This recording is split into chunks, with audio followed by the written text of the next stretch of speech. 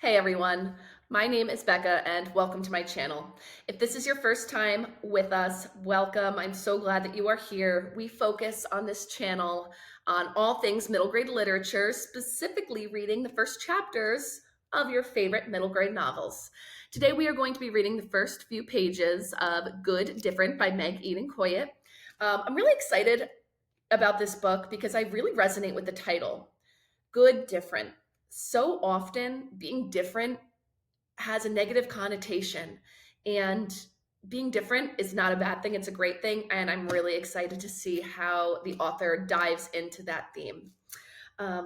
So that being said, let's go ahead and read the front and side cover of this novel to see what this book is going to be about. Selah knows her rules for being normal, and she always sticks to them. This means keeping her feelings locked tightly inside, despite the way they build up inside her as each day goes on, so that she has to tear off her normal person mask the second she gets home from school and listen to her favorite pop song on repeat, trying to recharge.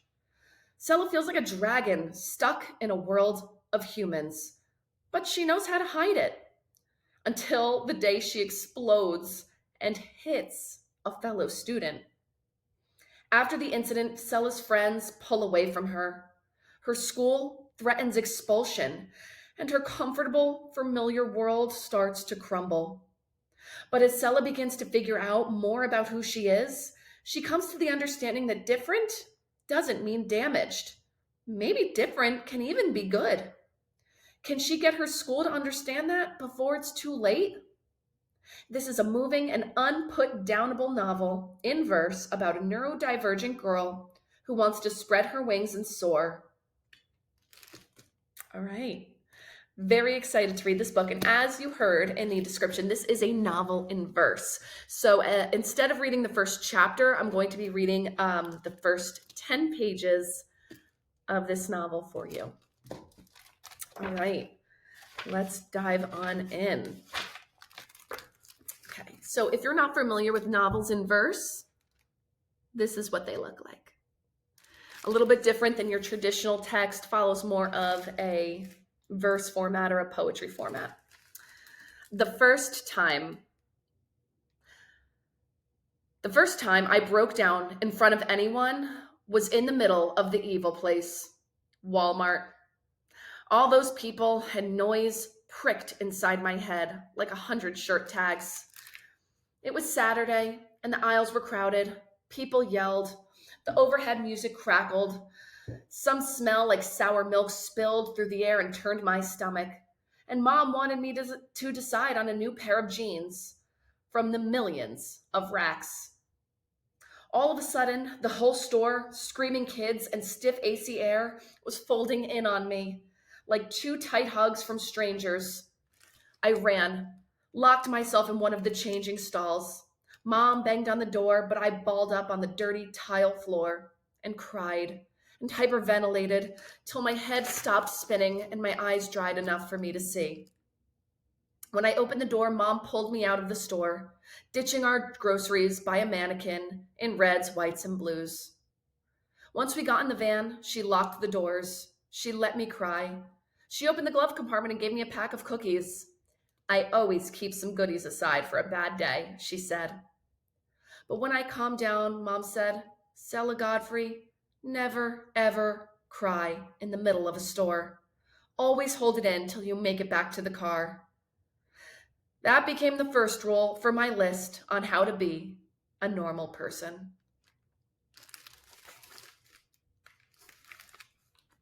For Mrs. V's homework assignment on Why I Like Pebble Creek Academy by Selah Godfrey. Why do I like Pebble Creek? It's a silly question. Of course I like Pebble Creek. I just do. I like the sound of the whole class reciting the same jingle or singing the same song together. I like learning words like ubiquitous and can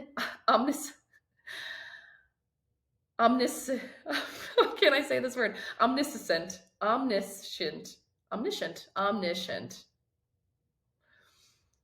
That always surprises non-Pebble Creek adults. I like the way my best friend Noelle wiggles her eyebrows in that goofy Noelle way and make me laugh when we're in class or on cleanup duty. I like that the stairways always smell like Pebble Creek stairwells and the classrooms always smell like Pebble Creek classrooms.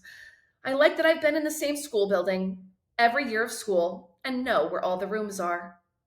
At Pebble Creek, there's a way for doing everything. Raise your hand to speak in class, electronics off and put away, no makeup, lunches and jackets on the shelf in your assigned spot just outside the classroom. Even though lots of kids complain about all the rules, I like that I don't have to think about what to wear and know what I'm supposed to do. Everyone at Pebble Creek is part of the Pebble Creek family, and it really feels like that.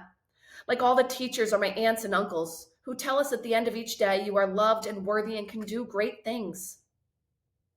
At Pebble Creek, all the kids invite each other to each other's parties. Even if we aren't all close, they're always there because we're stuck with each other in the same class each grade, so we kind of have to get along. I like that everyone knows me as the girl who's good at drawing, and people always say nice things about my drawing and ask me to draw them. I like that there's a place for me at Pebble Creek. Pebble Creek might not be perfect, but it's familiar. I never want to change it. Like a pair of favorite shoes that even if they're falling apart, you tape up and try to fix because they're special and important and yours. Everything wrong with 7th grade at Pebble Creek Academy. After the first week back, it's clear, no matter what anyone says, it's nothing like 6th grade. Sure, it's the same building I've always been in, but everything's rearranged since summer. There are new kids and teachers. Everyone's crowded together like pencils in a pencil box. I have to bump against desks to get out of our classroom. Sometimes the AC stops working and Mr. Collins has to go outside on a ladder to fix it. Our new uniforms make my skin feel like poison ivy itchy. We have to tuck in our shirts even though it's hot, and my skirt waist digs a deep burning ring in my skin. Our homeroom teacher, Mr. S, is loud and thinks he's funny. He keeps calling me Selah instead of Selah and stops class to make sure everyone knows that I'm doodling. Why? He puts his foot on my desk every morning to show off his socks of the day. And for the rest of the day, all I can think about are his shoe germs all over my desk. Rude. We have a new principal whose smile looks fake, like a party mask. Noelle and I are in different classes, so we don't get to talk much except at lunch. Mr. S seated me in front of Addie. There aren't enough people signed up for drawing 2, so I have to take drawing 1 again, which means sketching hands, and hands are so boring. When school ends, the halls get crowded and loud, and I have to push through people to get out like some sweaty human ball pit. But the worst thing is, no one wants to talk about dragons. Inside me, there are dragons. When people ask me what I want to do when I get older, I want to tell them I'll become a dragon or a draconologist. But I don't tell them that, obviously. I made the mistake of telling my mom once, and she said I need to get serious. Because becoming a dragon is not what adults call a viable career option. Also, dragons don't exist. Like that matters. Online, dragons are real and alive. There are 1,600,000,000 search results for dragons. There are elemental dragons, Pokemon dragons, Eastern dragons, Celtic dragons, cartoon dragons, how to train your dragon dragons. In How to Train Your Dragon, there are changelings, scaldrons, sandwraiths, shockjaws, fastfins, flightmares, and the monstrous nightmare, a Soaker class dragon, just to name a few. But my favorite species, obviously, is the Night Fury, obviously, because that's what Toothless is, and Toothless is the best character, obviously, because he's the main dragon and nice and powerful and one of the last of his kind, and all the dragon riders have their own dragons that are faithful companions who would fight to protect them and stick by their side no matter what. Even though I have friends and act like it's fine, deep down, I really wish somewhere I could be fully me, where I could relax and not feel like a freak. Somewhere like Burke, where I could have someone fight by my side, like Toothless and his dragon rider Hiccup. Even if you have friends, you can feel alone. At lunch, I sit with the same girls I've sat with since kindergarten. My best friend Noelle loves fantasy books, especially Lord of the Rings, but it's not like she wants to become an elf or anything, so I only kind of talk to her about dragons. She might be my best friend, but she sits with lots of other people at lunch and has lots of friends over at her house. I don't know if I'm her best friend. Gemma is an easy friend because she talks a lot, so all I have to do is nod and smile. Addie always says hi to me in the hallway, always peers over my shoulder during math class, and breathes her annoying hot pizza breath like a fire dragon trying to break into the castle of people's personal space. She's less of a friend and more like a person who's always at the lunch table, whether I like it or not. But she's not mean like Cleo, so I guess that counts for something. Laurel puts notes in everyone's desk saying things like, "You're beautiful," or "God loves you." Today she gave me one that said, "You have a patient, congenial soul." So I'm pretty sure she's just showing off our latest English vocab words. All of us are Pebble Creek kids, meaning we've been at this private school since it started 8 years ago, and we'll be here until we die, or at least graduate. Pebble Creek is all I've ever known for school, and I'm fine with that. Dragons don't like change. But today at lunch, Cleo goes on about how cute Matt from Class B is, and how she accidentally bumped into him in the supply closet, and all the girls want to know the deets. I'd rather talk about myths or dragons, but I keep that part of me locked up because I know the girls don't want to talk about myths or dragons. "I think Matt likes you," Laurel says. Gemma squeals. "Shut up," Cleo says, but she's grinning, like she doesn't want anyone to actually shut up. They all lean in close, and with the loud cafeteria noise I can't hear, not like I'm missing much.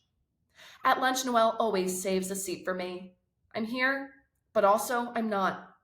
I try to nod at the right parts as Cleo and Gemma talk, but it feels like an ocean grows between me and the other girls.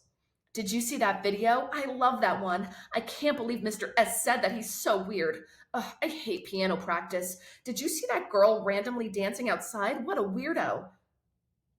Sometimes when they talk, I close my eyes and imagine growing a tail and hiding in the woods, puffing out all the steam and smoke inside me, or flying until I find a quiet island with other dragons like me. Sometimes when one of them calls me and won't stop talking, I turn my video off, put my phone down, and come back, and they're still talking, like they didn't even notice I was gone. All right, that is the first 10 pages of Good Different. I am really, really intrigued to hear more about this character, and I cannot wait to read more of this book.